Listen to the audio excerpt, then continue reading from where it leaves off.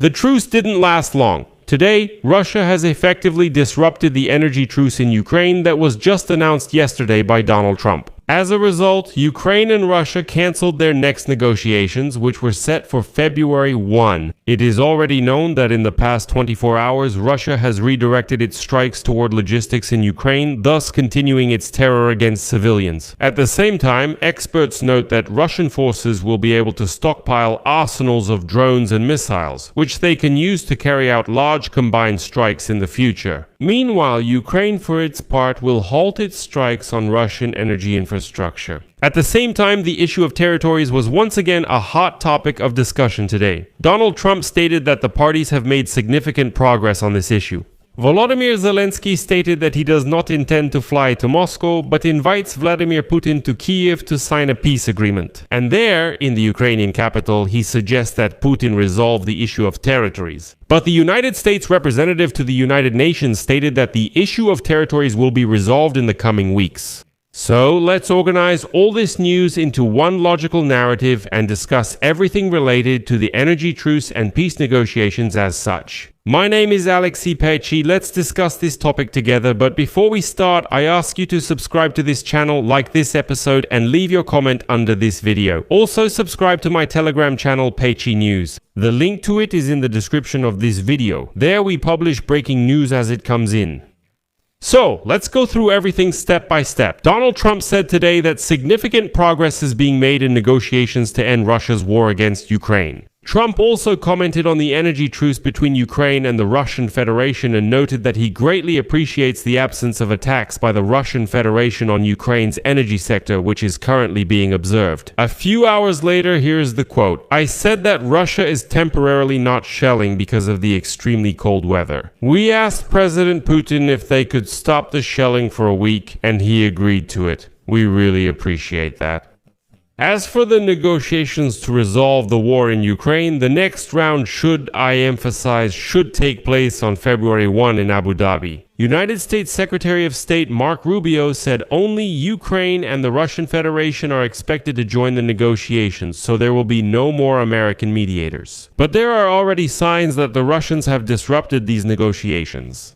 Later, Volodymyr Zelensky also confirmed the energy truce, although no agreement was actually signed, and then the Russians immediately broke this truce. The press secretary of the Russian dictator, Dmitry Peskov, confirmed the Russian Federation's agreement to the energy truce, but only until February 1. According to him, the Kremlin did this, quote, to create favorable conditions for negotiations. And it's worth noting here that Donald Trump has already stated twice that this energy truce is set for a week, within a week, and not until February 1. Well, after the end of the energy truce, I should note that Ukraine will be hit by frosts down to minus 28 degrees, meaning Russia will resume attacks at the peak of the cold. Moreover, Zelensky stated that during the so-called energy truce, the Russian army redirected its strikes to logistics. And here is his quote. During the past night, there were no strikes on energy facilities, but just yesterday afternoon, energy facilities in several regions were hit. We are currently observing the Russian army redirecting its strikes to logistics. Drone attacks on residential neighborhoods also continue. In particular, in Zaporizhia, Shaheds struck one of the city's districts. First-person view drone strikes on Kherson and Nikopol occur nearly non-stop. The situation in the border areas of Chernihiv, Sumy, and Kharkiv regions remains difficult.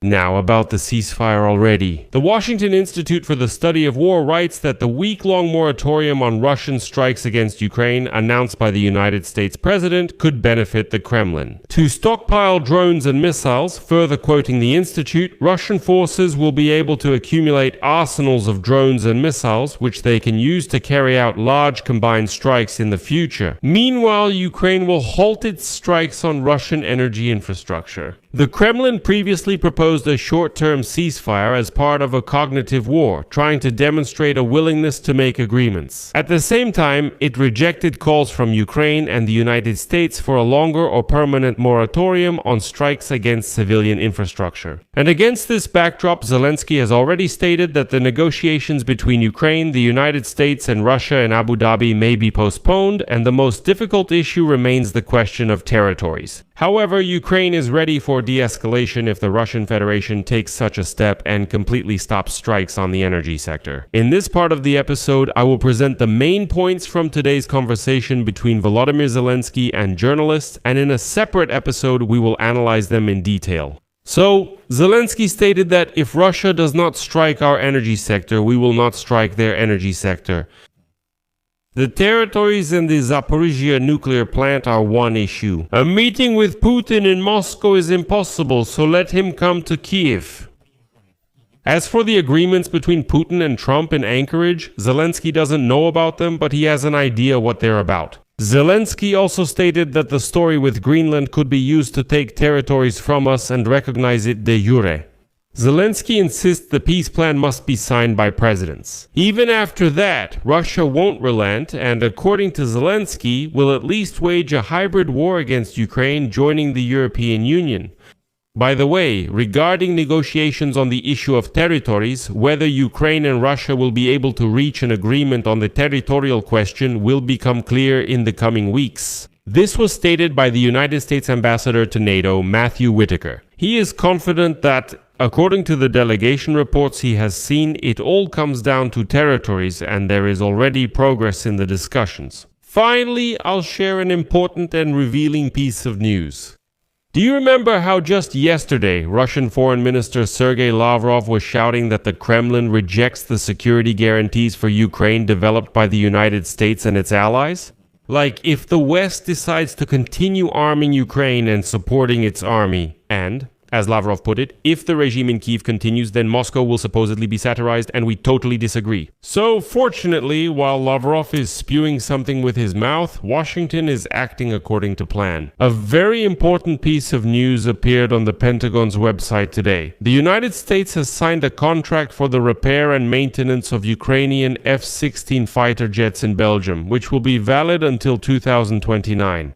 It is reported that this contract provides for medium and high-level technical maintenance of F-16 aircraft as well as their engines and material support for Ukraine. The contract totals nearly $250 million.